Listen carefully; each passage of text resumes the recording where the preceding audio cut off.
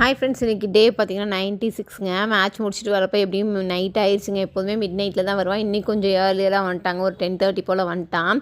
அவங்க அண்ணன் வரான்னு தெரிஞ்சோடனே கேக்லாம் எடுத்து வச்சு என் பொண்ணு ரொம்ப ரெடியாக இருந்தால் அவன் உள்ளே நுழைஞ்சோடனே கேக் கட் பண்ணுன்னா உடனே எல்லோரும் விஷ் பண்ணோம். அவனுக்கு கையை கொடுத்து ரொம்ப ஹாப்பியாக இருந்துச்சு. அப்புறம் அவங்க அப்பாவுக்கு கொஞ்சம் புண்ணு இருந்துச்சு. என்னப்பா அந்த புண்ணு சரியாயிடுச்சா அப்படின்னு கேட்டான் வந்தோடனே பார்த்துட்டு. அப்புறம் கேக் கட் பண்ண சொன்னான். அவன் தங்கச்சி சேர்ந்து தாங்க கட் பண்ணாங்க. ரொம்ப சந்தோஷமாக இருந்துச்சு. ஏன்னா லாஸ்ட் இயர் வந்து என்னால் தான் வாங்க முடியாமல் போயிடுச்சு. சின்ன ஒரு இஷ்யூ ஆகிட்டனால நீ வந்து மேட்ச்சுக்கு போவேணா அப்படின்னு நான் தான் சொன்னேன்.